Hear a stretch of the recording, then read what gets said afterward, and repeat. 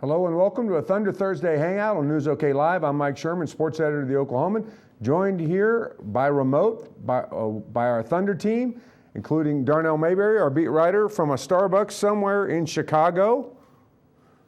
From the newsroom of the Oklahoman, Jenni Carlson, and from his compound in Edmond, North Oklahoma City, John Rohde. This Thunder Hangout is sponsored by our friends at Advent Heat, Air, and Plumbing. Call them. They're on call for Thunder fans 24/7. Guys, the news of the day, which John Rohde broke on News OK a couple hours ago, is the Thunder uniforms, the new alternative uniforms.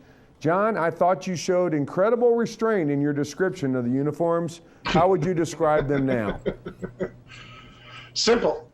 And you know what? I don't know how you guys feel, but I love the Brooklyn Nets look. I love the simplicity of it. The old school. I know Darnell's 6 years old. He won't probably go for that look, but I liked it. And they look better in person, Jenni. I saw them in person, and I wasn't too impressed with the photo, but then I saw them in person. I go, hey, that's pretty sharp. You know what? To me, I like the fact that they are so vastly different from the other uniforms. I like that, if you saw them, you wouldn't necessarily automatically think of the uniforms that they usually wear. I think that having that different look is actually pretty cool. If it was just a replica of what they already have in a different color, I'm not sure it would have as much sizzle. I like something vastly different. Jenni, I think you may be the only person on the staff, and I'm feel fairly confident in leaving Barry out of this too, who can talk about fashion items. But if there's a second place person, I'm going to give it to Darnell. Darnell, you're usually classing up the joint with your look. What do you think about the Thunder's new alternative look? I just don't get the navy blue. That's the only thing that I question. I just don't understand where the navy blue comes from. I mean, they can make a claim that it's a part of the team colors.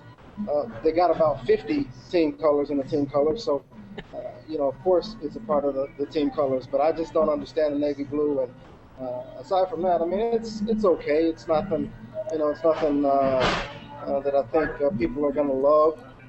But it is what it is, and I give them credit for trying something different. I think simplicity, John, when you said simple, I mean, it is that. We've also learned here, if we ever want to find out exactly what the new thing is going to be, we just need to consult a video game. Once again, a video game, in this case, what is it, NBA 2K12, broke the story. These uniforms were the ones that the NBA obviously submitted to the video game makers, and they didn't play well. What's the reaction you're seeing on Twitter? You're getting from readers. What's the reaction, John? It's about 2/3 against, 1/3 in favor. But I think there'll be some long lines. Definitely be some long lines tomorrow. One guy said it's going to have to grow on me, and I think, heck, that's the way I felt when the Thunder named themselves, and the Thunder came up with the state colors as their team colors. And I'm going to talk to Sam Presti hopefully here in an hour or so and get his reasoning behind he went with the style that he did. But I think it'll grow on people, Sherm. But right now, it's about 2/3 against. The comments on the bottom of your blog post on this kind of go with that, John, just reading from them. Ugly, looks like my small town elementary school uniform, 1988. I was going to say when I played for Savage, the YMCA team in Savage, we had the simple look too. The other, I mean, simple is right, but John, I think you made a great point, and I'll start with Jenni on this. This whole thing has grown on us. When they came in with the Thunder, even though it won a reader contest that we staged ourselves, the readers said they wanted Thunder. We just kind of went, well, good for that. There's no chance it'll be Thunder, and it was Thunder. Then they came out with these uniforms, these white ones with the block letters, and we said, what, Jenni? Ugh? Not great. Didn't love the logo, didn't love the name, didn't love the colors. Yeah, but as this team has won, obviously those things have become synonymous with a franchise that's really on the upswing. So, the idea of Thunder and Thunder Blue and the Shield logo and those sorts of things, suddenly it doesn't seem so bad when it's all connected with a team that won the Western Conference Finals last year. So, yeah, I mean, these may not be the most spicy of uniforms, but I kind of like it. I mean, it does kind of harken back to the junior high days when you were, using the JV uniforms from whatever, the 60s or 70s. I kind of like that look. Is there any chance that the NBA, Darnell, said something of this effect? Your team is already exciting, probably too exciting. In fact, there's some franchises in some major markets that have a little bit of a complex about how exciting you are. We got to tone it down, tame it down. Here's some bland uniforms. What do you think? No, no chance. I mean, these things are designed by the NBA or by each individual team, and the NBA sort of butts out and lets the team decide what they want to do and how they want to do it. So, but I mean, are we surprised that this thing is simple? Everything that this franchise has unveiled has been simple. Everything with the name, Thunder, nobody really cared for that. The uniforms, nobody really cared for them when they first came out. The home and away uniforms, the logo, sort of simplistic. The Thunder Girls, their team name is the dance team, Thunder Girls. Everything this franchise has done has been sort of simplistic. So I'm not sure why everyone's surprised that these alternates don't have a lot of pizzazz. Last word on uniforms, Darnell. Back to you real quick on this. I think the only reason why people might be surprised are the expectations, and maybe we played a part of it. We saw those pretty simple uniforms that came out the first time, and we thought OKC would somehow be part of this. We looked what Phoenix did with the PHX, which is an acronym that really doesn't even, I mean, who uses that? Is that what the acronym is at the Phoenix airport? I mean, yes, well, I guess it is. But in OKC, we thought, hey, this adds up to something cool. They'll do something with OKC, but no. There's where the expectations come from, Darnell. Yeah, OKC would have been cool on one of the uniforms. And who's to say that down the line this franchise won't unveil a couple more uniforms, an alternate, or at least He froze up. Alternate uniform. You never know. We could see a different alternate a few years later. And can you guys hear me? We just heard that last part. Well, Darnell, I'll end the uniform part by saying, hey, Friday at 7 o'clock at the Chesapeake Energy Arena, the Thunder's going to have these uniforms on when they play the Detroit Pistons. Go to the Thunder Rumblings blog on News OK right now, and you can see all the other dates. And as John said, you can be pre-ordered online at 4 o'clock today on the Thunder Shop, NBAThundershop.com. Next topic, guys. They got some new uniforms. We got a new team. What do we think of the Thunder, the new Thunder so far? They're 2-2. What's your early review, Darnell Mayberry? Give it some time. I think there's going to be an adjustment period that this team needs to go through, and because of the James Harden trade, obviously, but also just because it's a new season. No season is the same, and this team was going to have to go through some changes anyway coming into this season. Bringing Eric Maynard back and things like that. So I just think that you got to give it some time and let it play out. John Rohde, you've written about the rotations. You've written about the second unit. What's your early take on the? We lost everybody. Here they all come back shortly. We're hanging out with our Thunder beat writers. We're hanging out in the News OK Thunder Thursday Hangout, sponsored by Advent Heat, Air, and Plumbing. They're on call for Thunder fans 24/7, and our technicians are on call 24/7. We'll get Rohde back here in a minute. Jenni, go with you. Your early take on the new Thunder. Well, it's clearly a different looking team than we saw before. You lose some of that playmaking ability that you had when you added James Harden to the mix with Durant and Westbrook and that second unit as well. But Kevin Martin is a heck of a player. I mean, I think as Darnell or John, one of the two, wrote the day after the acquisition, this is a guy that has regularly really given the Thunder problems. And, I think that the reasons are many. He can shoot, he can drive, he's pretty darn efficient, he gets to the free throw line. He's just not been on really good teams, and that's something Darnell explored after we got a chance to talk to Kevin Martin. And I think if given time, I think he is going to integrate well into the system, but he's not going to be James Harden. I mean, unless you're going to go out and get Manu Ginobili, and last I checked, the Spurs weren't interested in trading him, you're probably not going to find another player like James Harden.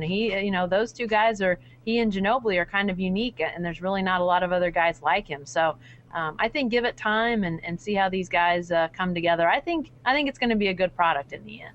Darnell, I'll toss you a question from the readers on our News OK Live page. Is Kevin Martin likely to be in Oklahoma City the entire season? You threw this out there as a possibility, albeit not the prime possibility, but 2 first-round draft picks, both lottery slotted or potentially lottery slotted picks, and an expiring deal with Kevin Martin. What's the chances that he would be moved at the trade deadline? I can't see it right now, especially if he continues to play as well as he's played through the first 4 games. He brings something to this team that it sorely needs, and that's perimeter shooting, a threat who can work without the ball in his hands. So I think he's a good fit for this team going forward, at least for the rest of this season. And I'd be shocked if he's traded at the deadline just because he's such a good fit, and he's willing to sacrifice and do whatever it takes to fit in and win. Along those lines, Darnell, Jenni alluded to this, as sort of the new Thunder recipe. We knew what it would look like for 3 years. We saw the way James Harden emerged off the bench as a playmaker, but now he's not we don't see that ingredient coming off the bench anymore. What are some of the new ingredients you see the Thunder stirring in with this new lineup, and who is doing the playmaking now?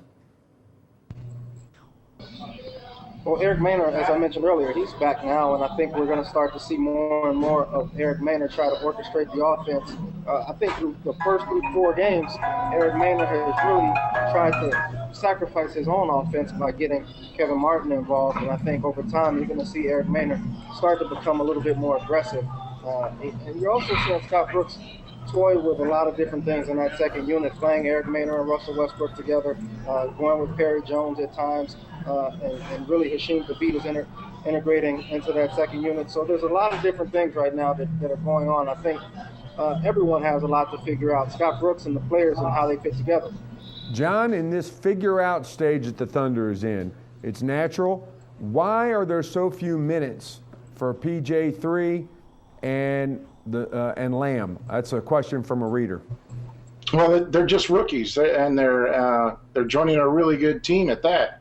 I think there'd be few minutes even if Harden had stayed around, probably be even fewer minutes. Because when PJ is in there, Darnell, he looks like he just wants to blend in more than create and do something on his own. I don't think that's a bad thing. But and Jeremy Lamb, as you wrote the other day, you watch him shoot more shots missed than make. But he's got some skill, too. They're just young on a good team. That's not a good combination if you're looking for minutes. Jenni, this is the kind of talent that the Thunder had when they started 3-29. We saw there was all the minutes galore for these kind of players back then. Not so many now. Which of those two, if you had to pick one, PJ3 or Jeremy Lamb, could you see carving out a role in the rotation this year? Well, I'd probably go with Perry Jones. I mean, I think he's a little more time in the system. Obviously, has to help. I think anytime you're talking about throwing a rookie onto a team right before the season starts, I mean, that's tough. I mean, here's a guy that he's been in Houston 5 minutes and he's already been uprooted and traded. I mean, that's tough. It's basketball and it's always basketball, but you got to think there's a higher learning curve right now for Jeremy Lamb. I do think it's only a matter of time before we see more of Perry Jones. We're often reminded of the 2 minutes or whatever Serge Ibaka got in his first game. I think it was 2 minutes, and how it went from 2 minutes to 3 minutes to 5 and on and on and on until he became a starter. But he took advantage of those minutes in that first game. He had that opportunity. Perry Jones has got to do the same when his number gets called, and even if it's a blowout type of game, he's got to come in. He's got to make an impact. He's got to do good things, and I think that's going to happen. I think he's got a chance just because that learning curve is higher for Jeremy Lamb. I think PJ3's got a chance, more immediate, to carve out that niche and maybe get some playing time with this team. You're watching Thunder Thursday on News OK Live, and we're hanging out with our Thunder beat writers and columnists.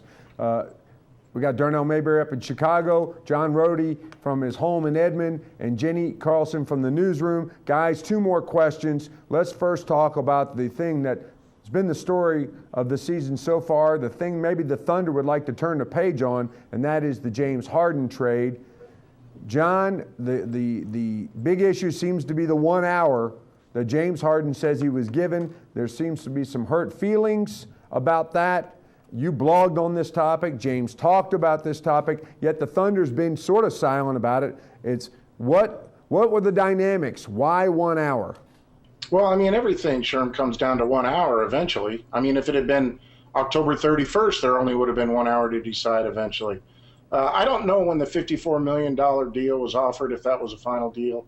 It could have been offered the day before. It could have been offered the week before. I seriously doubt it was offered at 9 a.m. and he had till 10 a.m. to pull the trigger. They had been going back and forth, talking for 16 weeks. I'm sure that number entered James Harden's mind at some point, I would hope.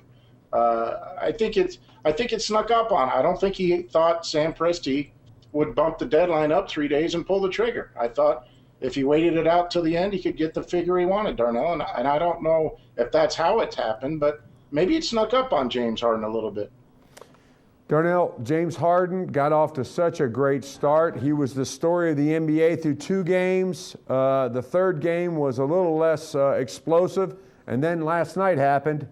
What's your take on James Harden, and will Thunder fans be sitting here all season watching his line score? I don't think they're going to have to sit there all season and watch the box scores of the Houston Rockets, because I don't think he's going to be able to keep it up. I mean, we've already seen in the last 2 games, he had 24 points on 24 shots, and then last night against Denver, 15 points on, I think it was 15 shots. So he's going to struggle at times this season, and I think he's going to have more bad days than good, unfortunately for him individually. But that's going to make it easier for Thunder fans to sort of move on and say, okay, he's not tearing it up like he was in those first 2 games. And, it's going to be a struggle for the Houston Rockets. They had a great first 2 games, but, that's not a playoff team, and they're going to have their bumps in the road this season. So I don't think the Thunder fans are going to have to pay much attention going forward to what James Harden and the Houston Rockets are doing.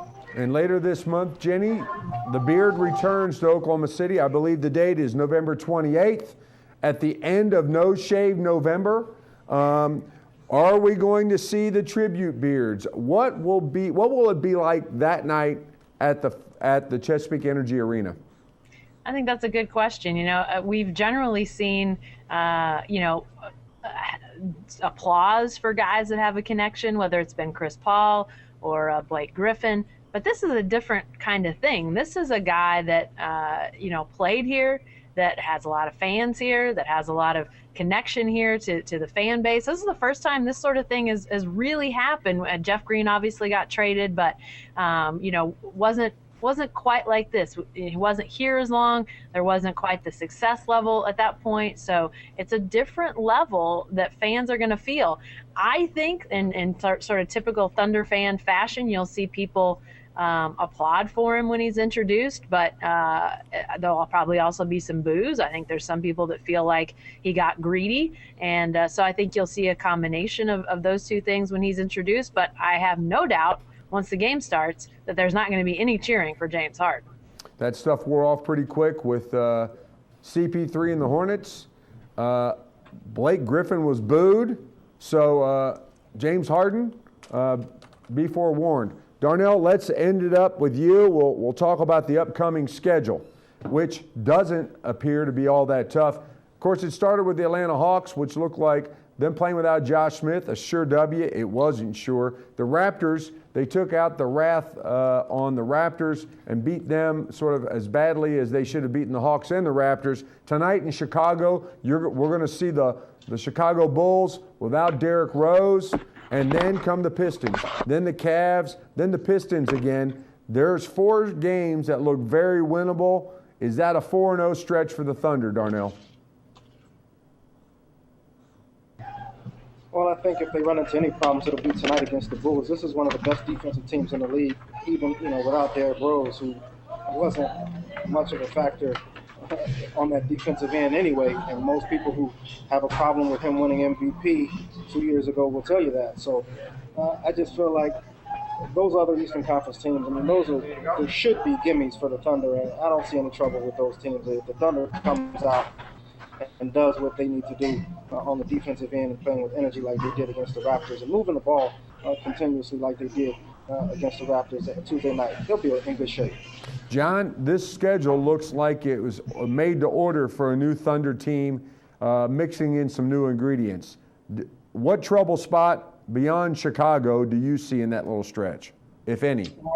I'm just curious. Both LA teams now. I think a little bit less of that than I did a week ago. Lakers are struggling. Nash is hurt. Clippers are struggling more than I thought they would. The fans need to get their arms around an opponent here. They haven't had really any big draws coming in so far. It's selling out. But Wednesday, Memphis comes to town. They never like them much, so that'll be good. Get the juices flowing a little bit. But Sherman, 16 of the first 24 at home. To me, they got to win a minimum of 14 of those. No exaggeration. That gives them one more home loss till December. So they better take care of this home court because come January, they'll be gone a while. John, what was the record you wrote about this stretch, the start of the season a couple weeks ago? What was the record you saw for them? Well, I thought 20-4 was pretty optimistic, but not unreasonable. If you took care of every home game and you split on the road, that was 20-4. They're going to have to hustle. But that was before the Harden trade when I wrote that and everything. But still, I'm thinking they got to get off to a good start or they're just going to make it harder on themselves. Jenni, are we forgetting that this is still, by and large, as Pat Jones would say, a young team? And they're going to have Hawks games is what they're going to do. Well, and they had them last year, too. I mean, let's not forget that they had those games last year that felt like, sort of a what was that moment when you just felt like it was completely out of kilter with how they had been playing. And then when you look back, it was completely out of kilter with how they played after that game. So, yeah, they're going to throw some clunkers out there because I think that they are still maturing and growing and figuring out how to play at that high level every night. They're now in a season where they're the defending Western Conference champions and the target that comes with that. And obviously they're in an adjustment period right now, but that doesn't change the fact that teams are going to be gearing up to play them like they gear up to play the Lakers and the Spurs and those sorts of things. And that's a whole different ballgame when you've got, a team like the Hawks or whomever, coming in and saying, all right, we want to make a statement and we're going to try to do it against you. And that's a whole different level of play that they may not be accustomed to just yet. They'll get there, but we may see those clunkers every once in a while. The Thunder tonight, 7 o'clock on TNT from Chicago. Darnell Mayberry will be there. On Friday night, return to the Chesapeake Energy Arena for a 7 o'clock game with the Detroit Pistons. And then Sunday, that early start, 6 o'clock against Byron Scott, our old friend Byron Scott and the Cleveland Cavaliers. That's all for this edition of the Thunder Thursday News OK Live Hangout. I'd like to thank our friends at Advent Heat, Air, and Plumbing. Call them today for your heater tune-up before it gets too cold. Thanks, guys. Sure.